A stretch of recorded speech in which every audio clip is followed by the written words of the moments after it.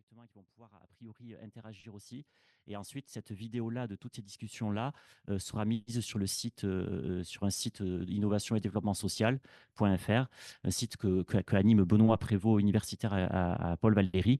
Et donc, du coup, la vidéo pourra être revue plusieurs fois. Vous pourrez en diffuser le lien, etc. OK. Et donc, dans l'idéal aussi, l'après-midi, c'est chouette si dans chacun des ateliers, il y a une captation à minima audio via un téléphone portable, parce qu'il y aura aussi la question des actes.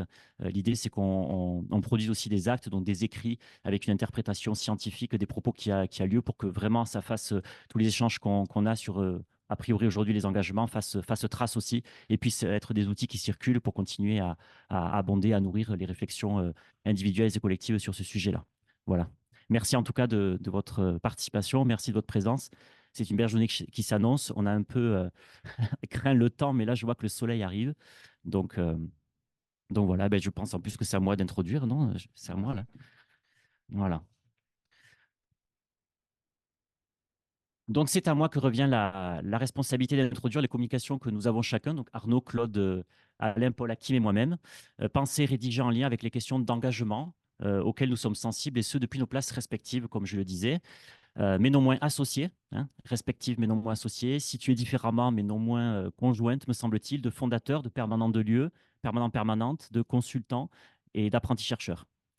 En tout cas, et je crois pouvoir le dire sans trop me méprendre, de citoyens engagés, humblement mais pratiquement, dans des dynamiques de transformation sociale en cours.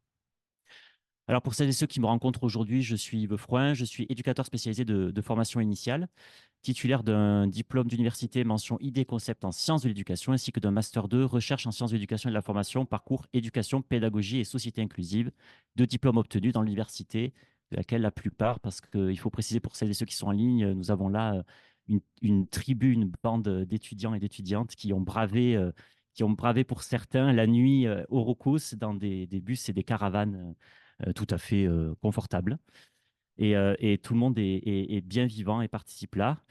Et voilà, il se trouve que depuis octobre 2022, je tente le tricotage d'une thèse dans cette même discipline des sciences de l'éducation et de la formation, toujours en lien avec l'université Paul Valéry Montpellier 3 et le laboratoire interdisciplinaire de recherche en didactique, éducation et formation, le LIRDEF, auquel je suis rattaché. Bon, ça c'est pour la partie présentation. Donc, la fabrique de cette thèse ne saurait avoir lieu sans le regard attentif de mes deux co-directrices et directeurs de thèse, donc Sylvie Canafort et Godefroy Lansade, dont j'apprécie la rigueur de l'accompagnement dans cette aventure, et qui, j'en suis certain, sauront endosser la fonction de poisson pilote, reprendre quelque chose de l'ordre de la psychothérapie institutionnelle, si toutefois une mer trop pouleuse venait à faire chavirer la frêle embarcation, ou, pour le dire de manière plus adéquate, le radeau, Jean-Luc, que constitue tout compte fait cette tentative doctorale. Tous deux s'excusent de n'avoir pu se rendre disponible aujourd'hui pour participer à cette journée d'études, parce que je les avais sollicités en ce sens-là, et cette journée que nous amorçons là collectivement. Alors, Arnaud, la fabrique de cette thèse de dimension monographique et participative ne pourrait se raconter aujourd'hui sans l'accueil que me font et la confiance que m'accordent les habitants et habitantes des divers lieux de vie et lieux d'accueil, qui tous et toutes ont répondu et répondent encore favorablement à mes sollicitations, qu'ils en soient, ils et elles, remerciés, à commencer par celles et ceux du Roucous, qui depuis 3 ans bientôt supportent la rigueur de mes hésitations scientifiques et qui aujourd'hui nous font l'honneur d'accueillir ce troisième webinaire. Et ce que je constate, c'est que cette posture d'artisane du lien, qu'il et elle ne cessent de réajuster à la mesure des publics fragilisés et empêcher qu'ils les accueillent, je parle là des permanents et permanentes de lieux de vie et d'accueil, permet, me semble-t-il, que quelque chose de l'ordre d'une inclusivité en train de se faire, et non pas d'une inclusion ostentoirement affichée qui, vous en conviendrez, ne tient pas pour l'heure cette promesse de changement paradigmatique annoncée au début de notre XXIe siècle, advienne véritablement et soit quotidiennement à l'œuvre. Alors, je parle là de quelque chose de délicat, de sensible, mais de profondément ancré, quelque chose qui résulte de l'association entre l'incomplétude de la pensée, inflexible, hein, que l'on tente de circonscrire avec le langage, mais qui jamais ne se laisse totalement saisir, cette foutue pensée, et la concrétude des actes, discrets, parfois inquiets car trop empreints d'incertitude, et autres prises de risques dites mesurées. En tout cas, tout cela, me semble-t-il, engage. Il est où, Claude? Je vais trop vite. Excusez-moi. C'est bon. Fort heureusement, mon cher Claude, nous avons la journée pour discuter de tout ça. Aussi vais-je tenter d'être un brin moins disserte qu'à l'accoutumée. Benoît. Donc, 2005, article de Jean-Marc Antoine paru dans la revue Empan, Les lieux, la loi, l'avenir, de l'utopie à la démocratie. C'est le titre.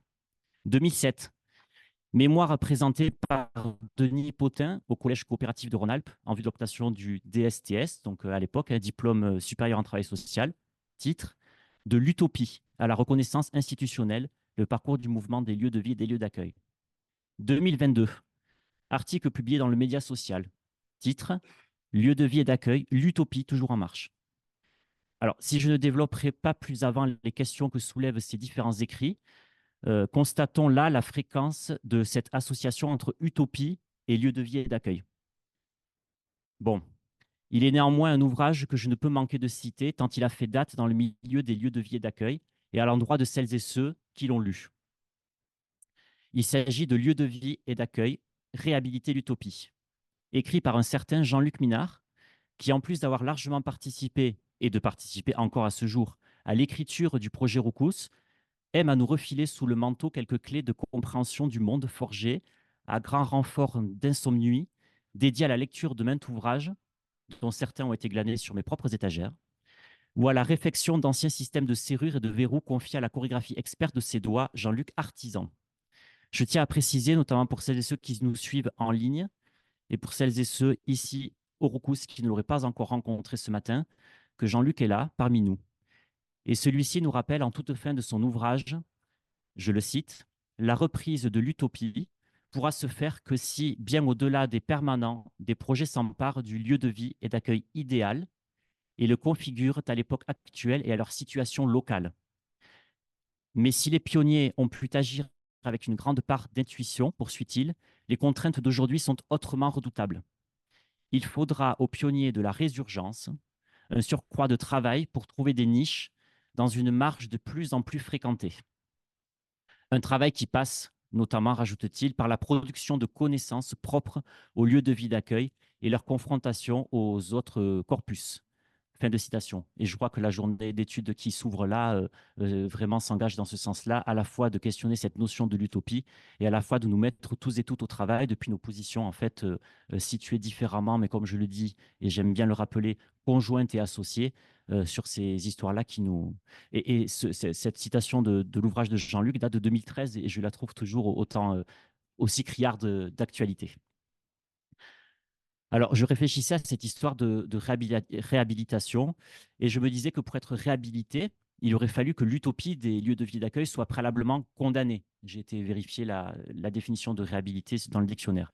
Alors, tiens donc, l'a-t-elle été, tout du moins de manière symbolique, sinon par quelques tentatives d'intimidation, voire de sabotage venant d'autorités institutionnelles trop intranquilles, à l'idée de laisser par-ci, par-là, des hommes, des femmes accueillants, accueillantes, accueillis, tenter, au-delà de leurs singularités respectives, hein, les dits handicapés, les dits valides, de s'organiser ensemble dans les actes du présent comme dans la poésie du futur.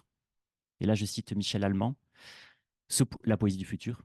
Se pourrait-il que cette utopie ait été malmenée parce qu'elle propose une sémantique du monde autrement définie que par des oppositions binaires socialement désavantageuses, hein, handicapés, valides, hommes, femmes, etc., ne serait-ce qu'en termes d'épanouissement des subjectivités et de développement des solidarités.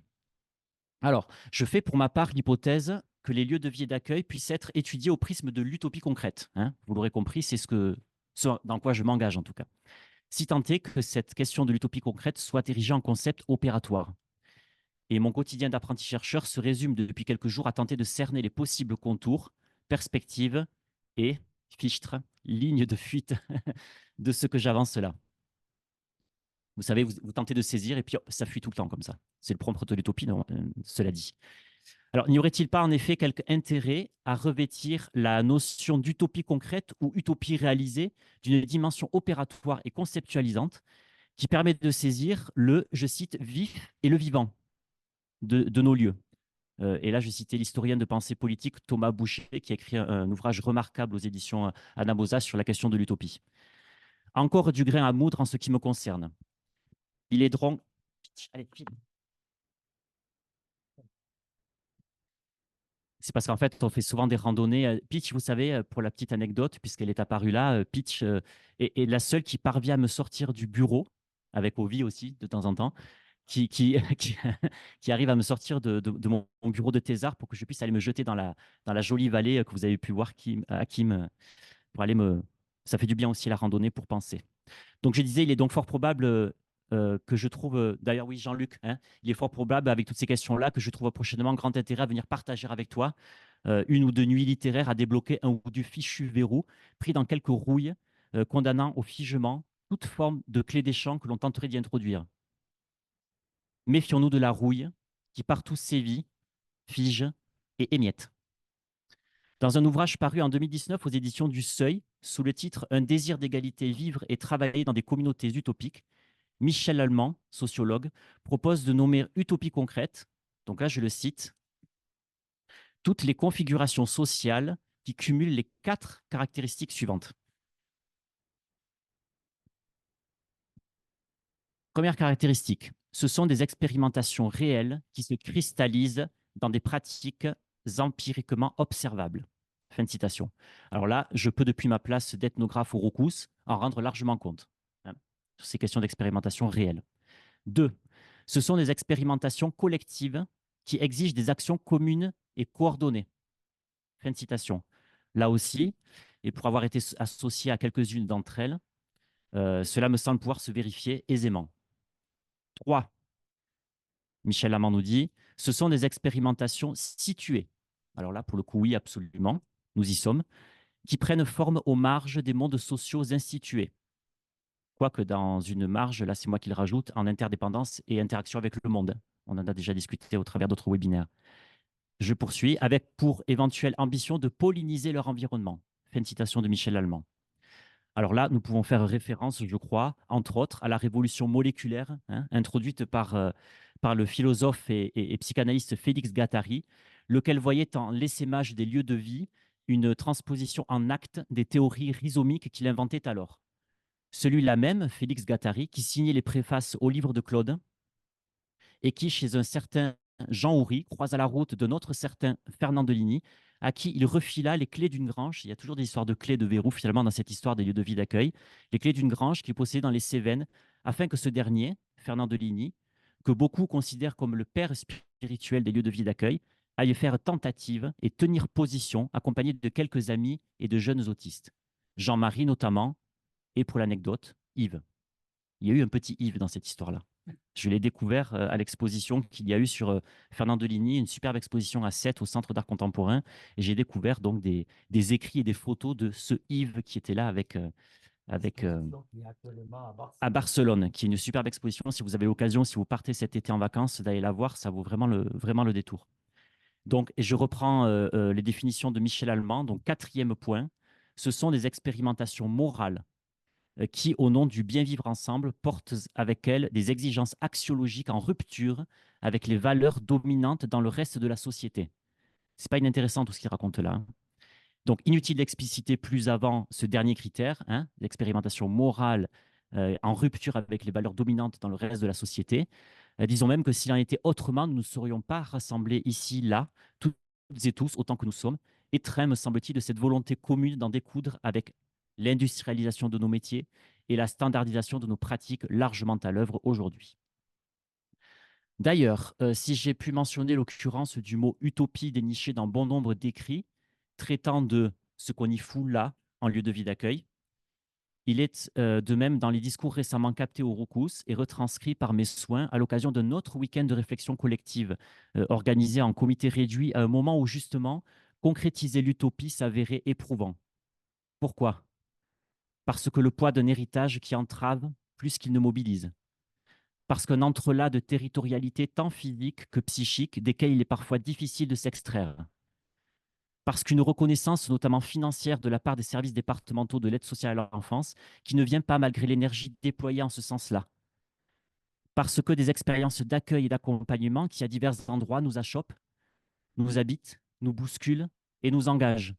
Et finalement nous contraignent à étalonner nos ambitions les plus tenaces à la réalité de nos humbles moyens. Hétérotopie, utopie localisée, Contre-espace. Le philosophe Michel Foucault tentait déjà dans les années 1960 de faire de ces non-lieux, utopos, dans lesquels il fait bon vivre, et où, topos, et là je parle de l'étymologie, hein, qui a ces deux entrées-là, ces non-lieux dans lesquels il fait tout de même bon vivre. Quelque chose de l'ordre du vivant, du mouvant, du processus et du déviant, qui puisse prendre racine dans les interstices et faire brèche, telle la saxifrage dans le béton. La saxifrage, c'est une petite plante qui a cette vertu-là de pouvoir s'enraciner dans des brèches faites dans le béton et de pouvoir, à la force simple des racines, faire encore plus brèche. Et c'est d'ailleurs le titre d'un journal engagé du côté du Gaillacois, je crois aussi, le saxifrage. Enfin, le qualificatif déviant, hein, que je viens d'employer là, compris dans son sens sociologique et politique, permettra de prendre la mesure des effets de la normativité dans une société à une époque donnée, dans ce qu'il révèle de cet écart à la norme par lequel il se définit. Mais appréhendée de manière, dirons-nous, plus commune, hein, la notion de déviance, elle indique aussi la possibilité d'emprunter quelques chemins de traverse ou de travers, en rapport aux objectifs primordialement visés. Aussi, à ce stade de la réflexion, n'est-il pas opportun de rappeler que toute utopie, bien que possiblement considérable dans une première approche positive et possiblement considérée dans une approche premièrement positive, porte en germe ses propres travers, donc ses propres dérives. L'histoire ne fourmille-t-elle pas d'exemples à ce sujet, tant au niveau micro qu'au niveau macro-social? Ça va mon rythme là? C'est mieux? Merci, Jeune. La psychanalyste et pédagogue Maud Manoni, qu'il convient vraiment de citer lorsqu'il s'agit de lieux de vie et lieux d'accueil, tant elle a contribué par le biais de l'école expérimentale de Bonneuil-sur-Marne, dans laquelle Arnaud a été d'ailleurs, et a en initié une démarche clinique et pratique.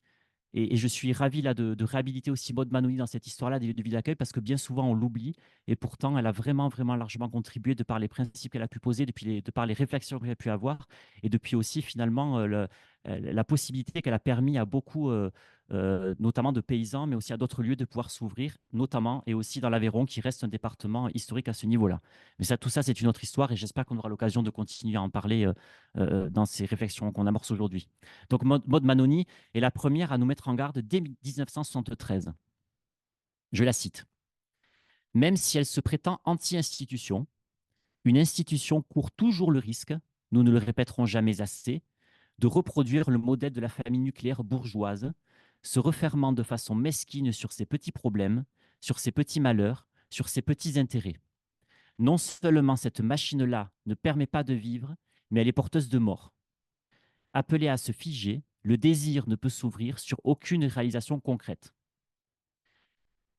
À une inspectrice ASE interrogée au début des années 1980 au sujet d'une reconnaissance statutaire des lieux de vie, d'ajouter qu'il serait fort dommageable que l'accueil se résume à, je cite, une fonction économique au service d'un idéal de vie. Et pour finir, si après l'amorce d'un article de Caroline Elfter, paru en 2015 dans les ASH, Caroline Elfter, qui est une journaliste spécialiste des questions sociales et qui a énormément écrit sur les lieux de vie d'accueil tout au long de sa carrière. Donc là, elle dit en 2015, hein, donc Maud Banoni, on est en 1973. Cette inspectrice ASE, j'ai vu ça, capté ça en 1980. Donc là, 2015, hein, on voit bien cette histoire-là. Donc ce qu'elle dit dans les ASH, entre engagement quasi sacerdotal et désir de ne pas se laisser dévorer par le métier, les permanents de lieux de vie d'accueil s'emploient à cultiver la singularité de leur accompagnement. Mais il est aujourd'hui plus compliqué qu'autrefois de monter de tels projets. Et les nouveaux impétrants n'ont sans doute plus le feu sacré des pionniers. Bon, je crois qu'il y a là matière à penser et sur la notion d'utopie régulièrement associée aux dynamiques des lieux de vie et lieux d'accueil et sur les pratiques d'engagement individuelles et collectives qui y ont cours.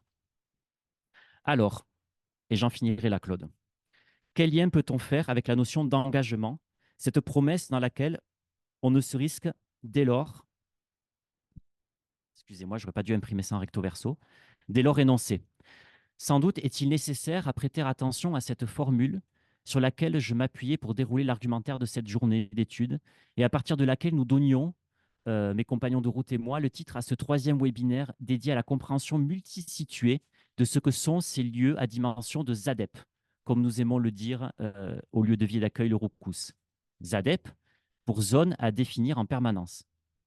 Ce titre est de s'engager avec, s'engager ensemble, promettre et se risquer dans cette promesse entre implication subjective, expérimentation collective et positionnement politique. En effet, cette proposition définitoire d'Emmanuel Boujou, la question de la promesse, et celle dans laquelle, dès lors qu'elle est énoncée, on se risque, ne contiennent-elles pas, en quelques mots seulement, les tensions multiples susceptibles de faire chahut et tohu-bohu à l'endroit des acteurs et actrices des lieux, dès lors qu'ils se donnent en gage?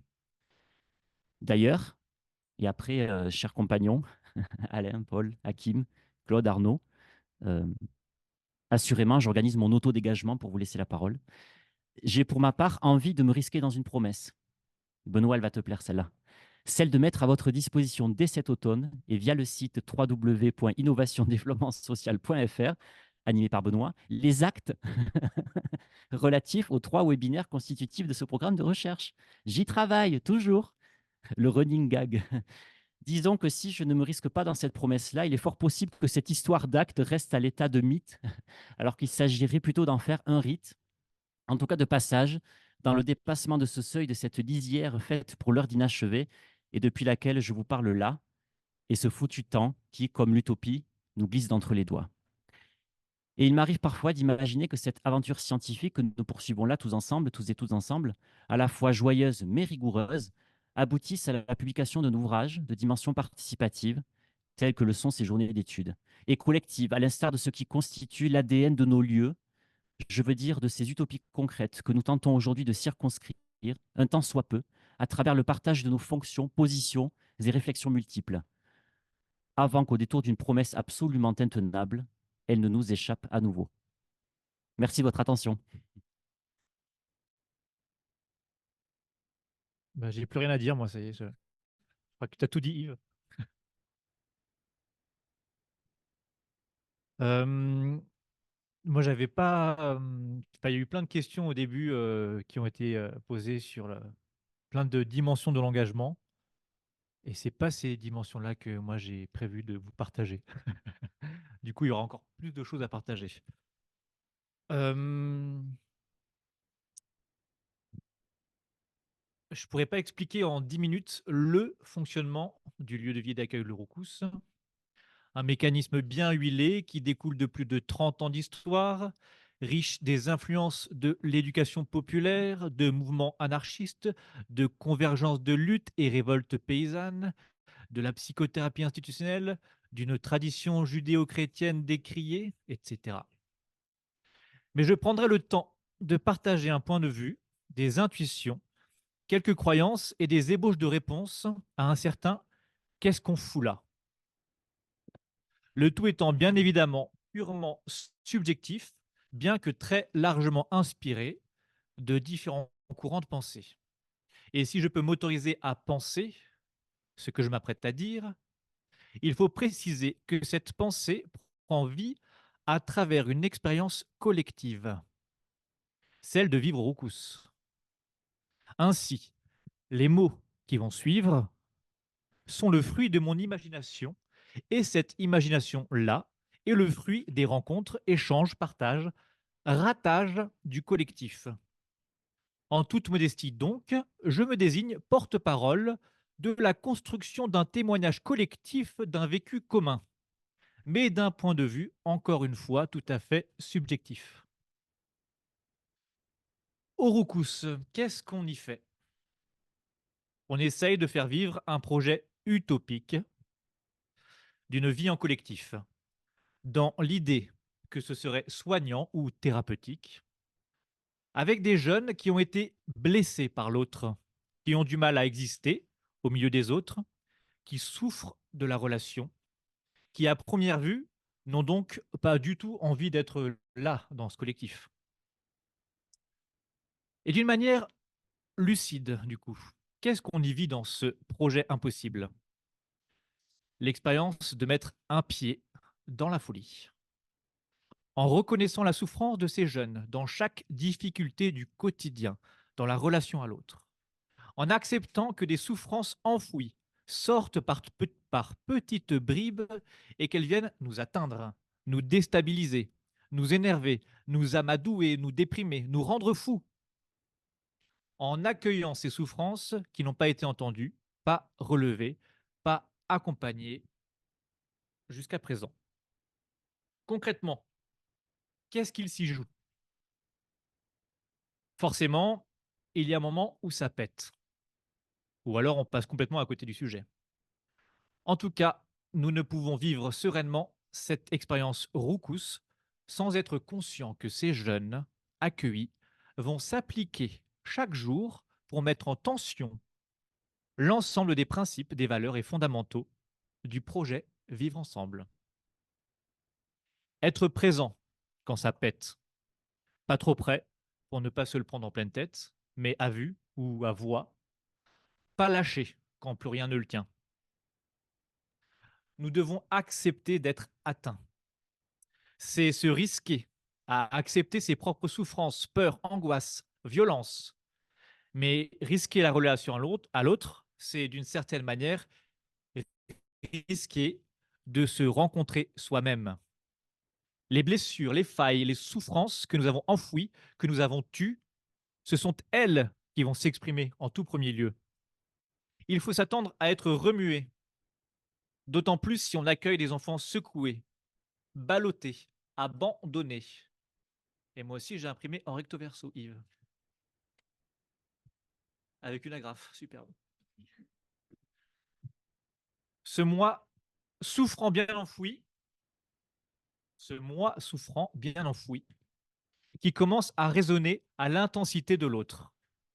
Il faut pouvoir l'entendre, l'accueillir, lui faire une place dans sa vie. Il faut pouvoir l'écouter, en prendre soin, l'accompagner. Oui, nous parlons bien de nous-mêmes. C'est bien le sujet principal. C'est justement là, c'est très psychothérapie institutionnelle de dire, c'est justement là, ce moi, tout le travail. Il faudra tout de même apporter des réponses à ces enfants, des réponses sûrement à côté de la plaque, mais justement qui ouvrent à de l'inconnu. Ces réponses, elles vont permettre que quelque chose de nouveau se construise dans la relation à l'autre. Pour ces enfants qui ont toujours connu les mêmes réponses, coups, sanctions, punitions, rejet, ils, pourra, ils pourront, ces enfants, se sentir légitimes, écoutés, et ils laisseront entrer petit à petit la confiance en l'autre. Et ça, c'est tout le travail de la permanence. Cette aventure que l'on appelle relation, pleine d'embauches et de pièges, est éprouvante. Si en plus on prétend la contrôler, la maîtriser, que l'on s'imagine qu'un cadre et des règles, c'est la recette du succès éducatif, on s'épuise. On ne pourrait pas s'en sortir seul. On a besoin de relais, de soutien, de témoins de ce qu'on vit. Dans cette aventure, on s'y jette pleinement soi, en entier, mais on ne peut pas rester seul. On se met au travail, on remue notre vécu, on s'auto-chahute, mais on a besoin de souffler, que d'autres prennent le relais. On a besoin des autres pour remettre l'accueilli au cœur du projet. Aujourd'hui, on dit au centre dispositif. Bon, c'est des gros mots qu'on peut utiliser dans tous les sens. On a besoin des autres points de vue pour compléter la représentation que l'on se fait du jeune. On a besoin de plusieurs subjectivités pour tenter d'être objectif. Aussi, ainsi, il y a des individus qui constituent un collectif. Et ce collectif, si on y cultive l'écoute, la parole, l'ambiance et les espaces, ce collectif pourrait tendre vers quelque chose de soignant. Et c'est ce que nous tentons de bricoler chaque jour, à chaque instant. Nous nous efforçons de vivre cette utopie d'un vivre ensemble pour que cet impossible existe. S'engager, c'est le thème, hein, s'engager. Dans ce projet collectif, c'est donc tout d'abord avoir la croyance que la somme des individualités est une richesse, que chacun s'épanouisse en s'y investissant, bien que chacun en ait une vision propre avec des intérêts particuliers. Avoir la certitude que seul on n'y arriverait pas. Consentir à être contredit, remis en question, à être mis à nu au regard des autres. C'est encore accepter le rythme des uns et des autres, différent du sien. Enfin, c'est construire un projet ensemble, exprimer ses désirs, ses besoins et ressentis, son désaccord, ses doutes, ses peurs, accueillir ceux des autres et leur réalité, travailler sa confiance en soi et en l'autre. Finalement, le collectif nous amène à travailler sur soi pour que le travail soit. Ainsi, être écouté, entendu, accueilli et soigné me donne à moi de la confiance et me permet à mon tour d'écouter, d'entendre, d'accueillir et de soigner. On s'embarque tous face à l'inconnu, dans un quotidien générateur d'angoisse. On prend personnellement des décisions à chaque instant, mais c'est toujours l'équipe qui est responsable. On se questionne sur la notion du temps pour, du temps pour soi, du temps pour moi, pour le collectif, pour les rencontres, les échanges, la réflexion, l'action. Le temps, c'est une grande question, on n'en a jamais assez. Surtout quand il y a Yves qui vient nous prendre tout le temps précieux que nous n'avons pas.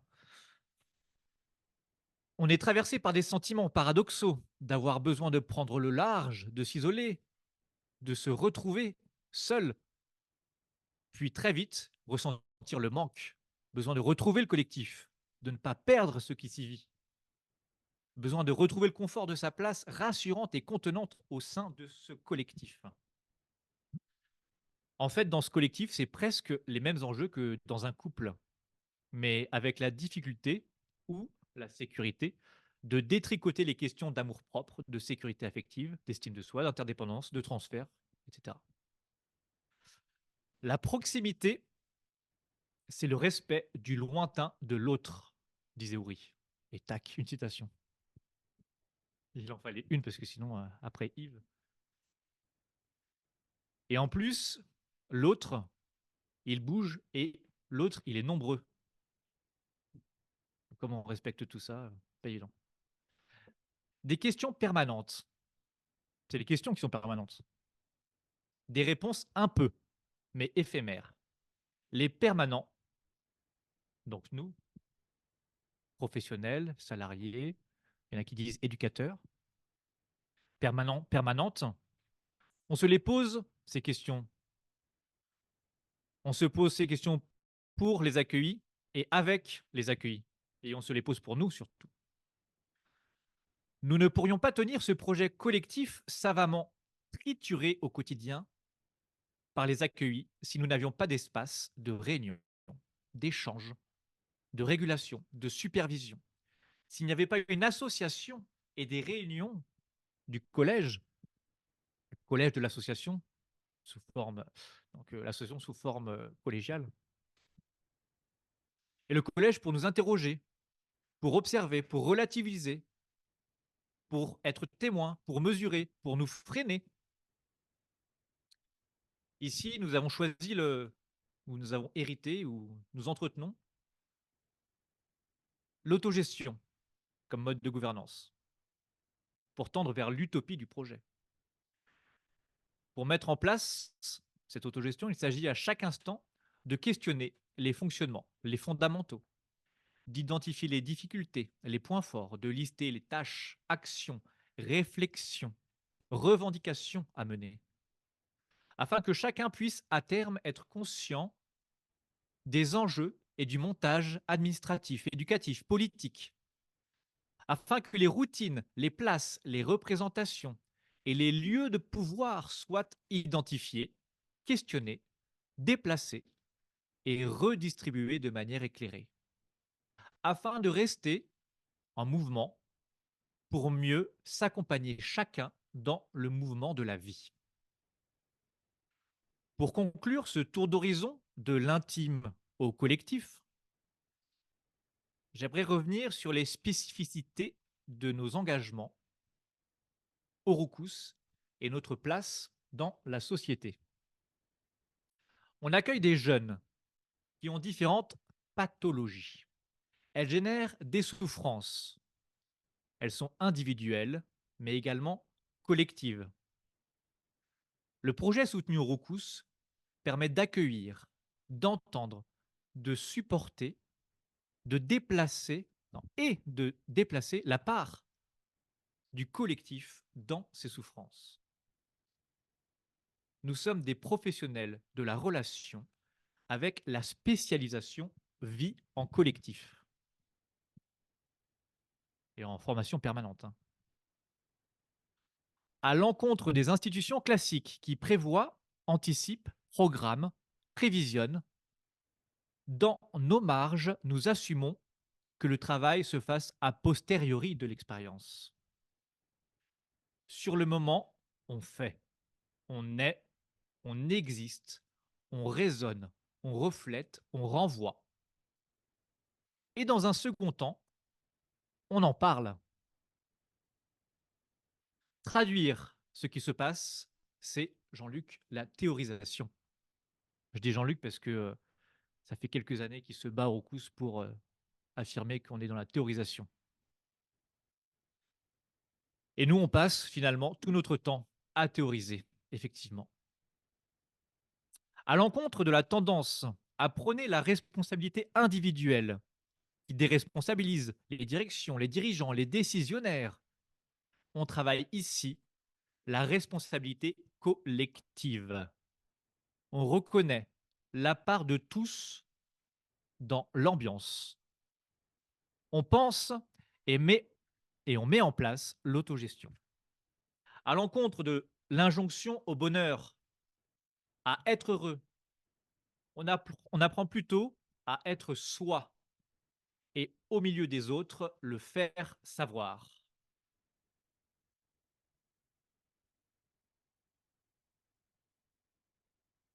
La question de l'engagement est à l'opposé des préoccupations socio-culturelles actuelles.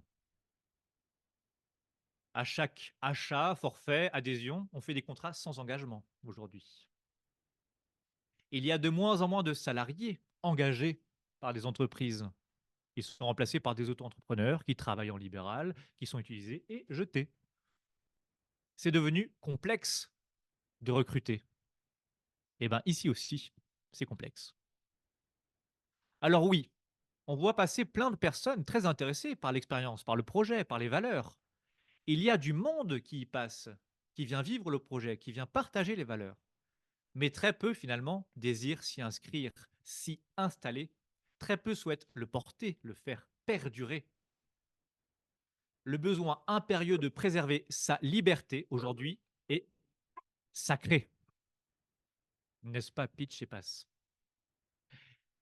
Et quand bien même, dans un monde où l'individualisme est une valeur socialement assumée, il faut bien quelques individus sûrement un peu réacs, des individus qui s'y installent, qui y vivent et y consacrent une partie de leur vie dans ces lieux.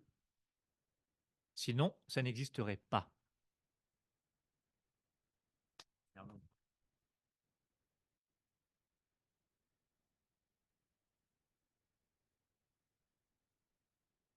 Il y a des chaises, hein, Barbara, au fond, là, si vous voulez, non?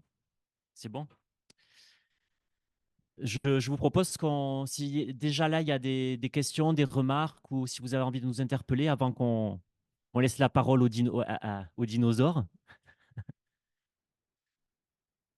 Dinosaures dans le jargon, ouais, c'est ceux qui ont fondé des lieux et qui arrivent là dans une phase ou qui ont récemment transmis les lieux. Ou voilà, on dit les dinosaures. D'ailleurs, après, et du coup, vous, c'est les lézards, non?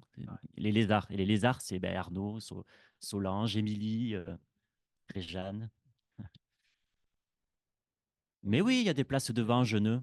4 places devant. Du coup, je ne sais pas si vous avez déjà des remarques, des questions, si vous avez envie d'intervenir, d'ajouter un petit grain de sel, Jean-Luc?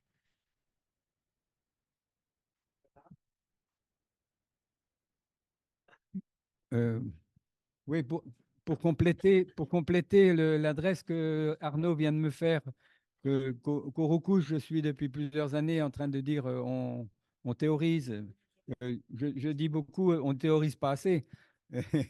Mais c'est parce que je cite souvent la fin d'une phrase de Jean Houry qui dit aujourd'hui, Si on n'est pas dans l'hyperthéorisation permanente, on est complice de l'industrialisation du soin et de la solidarité, etc. Euh, il faut bien comprendre ce mot qui fait peur, hyperthéorisation.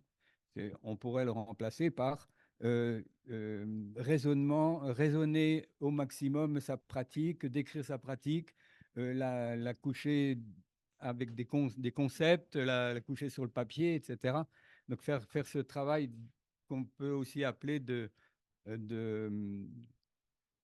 je trouve plus le mot, euh, ce travail intellectuel sur la pratique, hein, et donc hyper-théorisation de praxéologie, merci. Et que quand on entend cette phrase de Houry qui fait peur, bien sûr, lui, il était beaucoup plus parce que c'était son métier d'être théoricien, professeur et séminariste à Sainte-Anne, dans la suite de Lacan, ça veut dire autre chose quand on entend ça hyper théorisé. Mais non, c'est faire le maximum d'efforts pour penser sa pratique, on pourrait le dire aussi comme ça.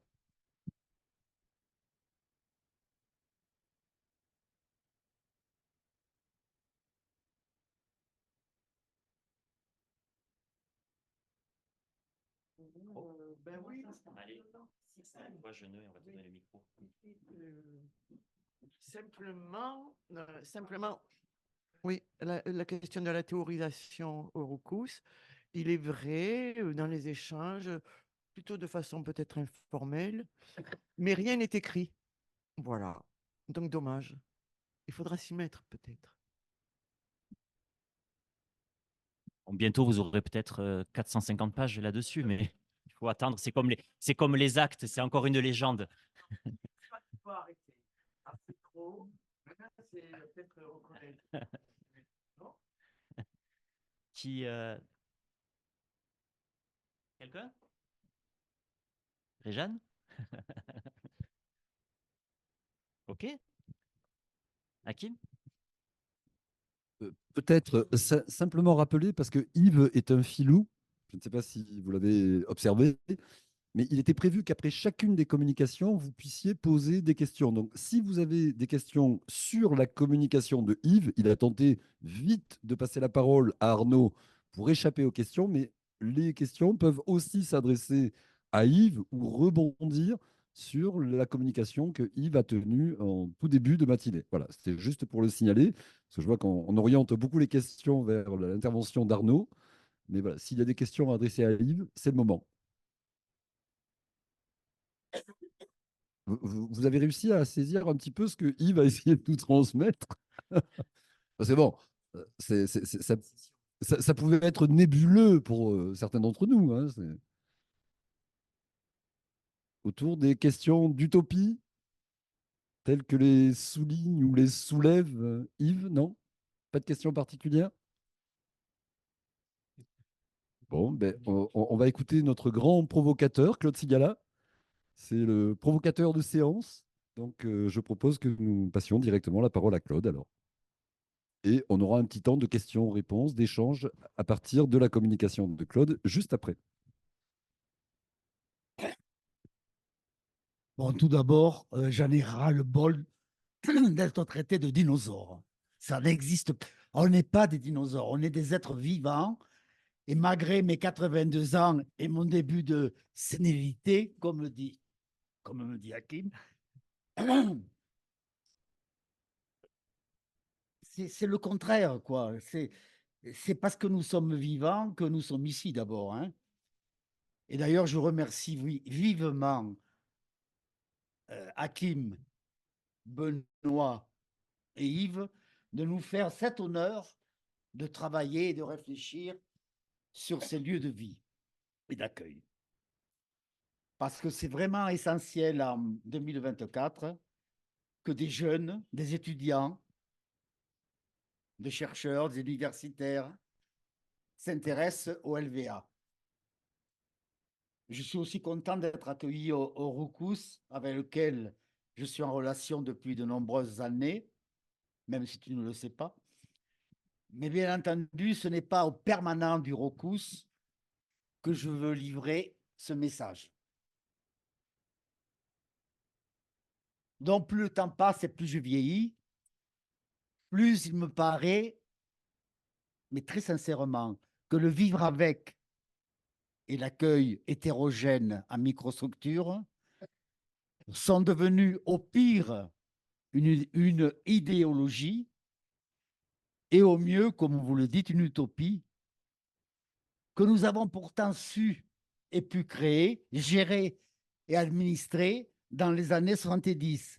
Donc, ce n'est pas une utopie. Les intellectuels de l'époque et les praticiens, c'était un mouvement européen.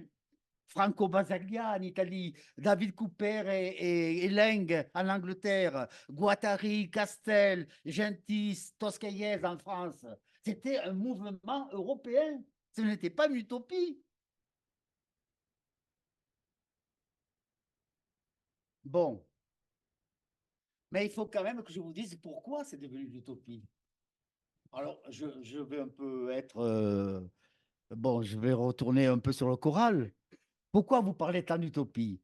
Il faut que vous sachiez que dans ce mouvement européen, qui est parti à partir de 68 jusqu'en 80, qu'en 82, devant l'ampleur nationale que prenaient ces microstructures alternatives et qui devenaient une réalité politique,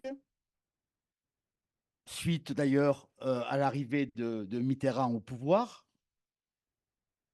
et on négociait en 82 au niveau ministériel une reconnaissance des lieux de vie.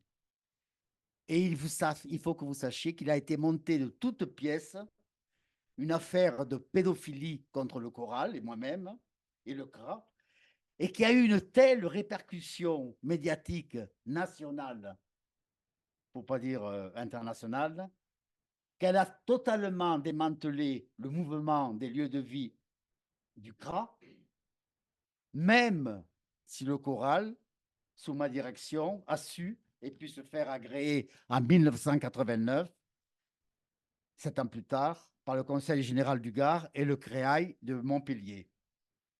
Bien entendu, ce n'est pas un hasard que cette affaire a eu lieu, c'est un montage, on a des preuves actuelles, mais on a commis aussi, j'ai commis des erreurs de naïveté dues en partie à un manque de vigilance par rapport à des individus qui dans leur perversion, nous ont créé vraiment de sérieux problèmes. Donc est né ensuite le CRA, la naissance du GERPLA. Mais il me semble aujourd'hui que le lieu de vie, avec un accueil hétérogène, tel que nous l'avons rêvé et créé, est devenu difficile. Comme s'il s'agissait d'une histoire passée ou dépassée. Donc on n'est pas dinosaure. Hein. Mais pourtant, il faut que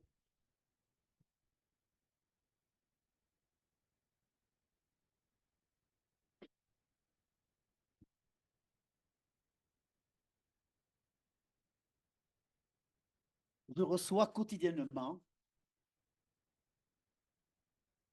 des appels, des accueillis, d'anciens accueillis, qui me demandent où sont les lieux de vie. Parce qu'ils se sentent enfermés et oubliés dans leur nouvelle institution. Appel aussi de certaines familles complètement perdues et isolées avec leurs enfants, jeunes ou adultes, surtout adultes, autistes, schizophrènes ou délinquants. Et puis dans les rues de Montpellier, où je vis actuellement avec Françoise, je rencontre beaucoup d'adultes et de jeunes abandonnés et dans la misère aux yeux de tous. Et il faudrait encore parler de tous ces jeunes en prison, qu'on met en prison, qui bien entendu n'ont rien à y faire et seraient bien mieux lotis dans des lieux de vie. Où est le vivre avec en 2024? Où en sommes-nous à ce sujet-là? Parce que nous n'avons qu'une vie, cette vie faite du quotidien, carpe diem. Et je me réfère plutôt à Épicure plutôt qu'à Platon, à Spinoza plutôt qu'à Nietzsche. Bon, restons optimistes. il faut dire encore que les lieux de vie sont effectivement une aventure individuelle.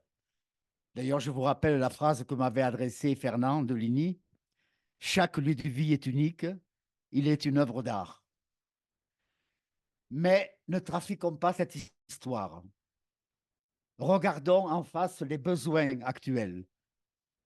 La nécessité que fleurissent de nouveaux et nombreux lieux de vie différents est une évidence. Mais ça n'arrive pas. Et c'est comme si nous étions encore des militants d'une utopie. Nous devons le dire clairement aux responsables politiques, à nos collègues qui travaillent dans les institutions et à ceux qui agissent dans les conseils départementaux, aux formateurs surtout des IRTS et à vous, les étudiants. C'est, me semble-t-il, la raison primordiale du fait que je suis ici aujourd'hui, parmi vous. Beaucoup d'individus, pour des raisons multiples, ont besoin d'aide, d'accompagnement, d'apprentissage à la vie, pendant un temps donné. Et cet accompagnement peut et doit permettre qu'ils deviennent autonomes et citoyens. L'autonomie est un avantage économique, politique, social pour l'individu, mais aussi pour la société.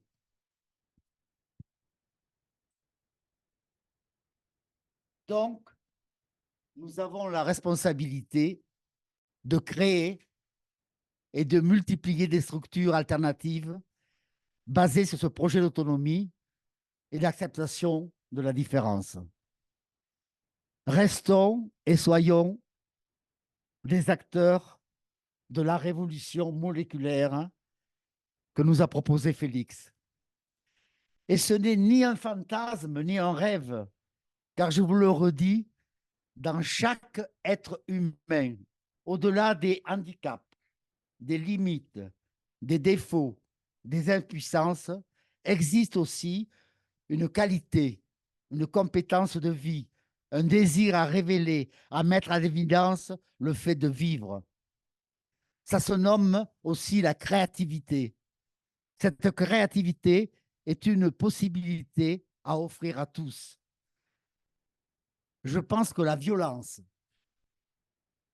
que nous vivons en ce moment, la haine, le découragement, la dépression, ont souvent pour première cause le mépris et le rejet, l'enfermement dans une case, comme si nous n'étions pas multiples, comme si nous n'avions pas la possibilité de partager et même d'institutionnaliser cette incapacité, cette impuissance. Or, qu'est-ce qui permet de vivre et d'agir ensemble? C'est le vivre avec. N'ayons pas peur des mots. Je pense que le vivre avec est d'abord posé, basé sur la fraternité. Alors, qu'est-ce que la fraternité? Non seulement un mot, mais surtout une valeur. Il est grand temps de l'analyser concrètement, que vous l'analysiez concrètement. Qu'est-ce que la fraternité? De l'enseigner et de la pratiquer pour dépasser la période actuelle de nihilisme. Cette fraternité qui lutte avant tout contre le principal ennemi qui se nomme la haine, la vengeance, et dont la cause première se situe dans le morcellement créé par quoi? Par nos systèmes économiques. Alors on peut parler du capitalisme, mais pas uniquement, hein.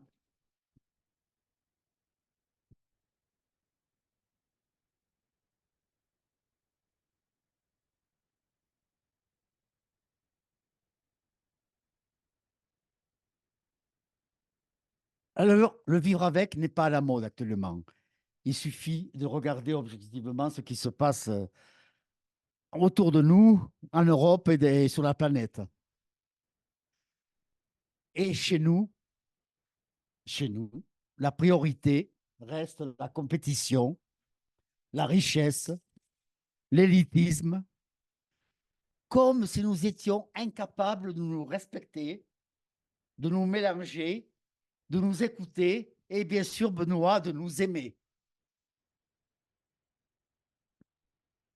Et l'amour, mes chers amis, ne doit pas se situer à des chansons populaires.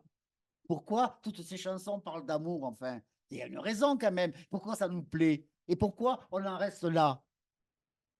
Ne laissons pas la fraternité récupérée et manipulée par les religions. C'est le partage qui est l'acte principal à mettre en pratique. C'est de cela dont il s'agit en priorité lorsque j'affiche le vivre avec et l'accueil hétérogène. Bon, j'ai honte de me faire traiter d'irréel et enfin de poète, même si je pense que la poésie est nécessaire.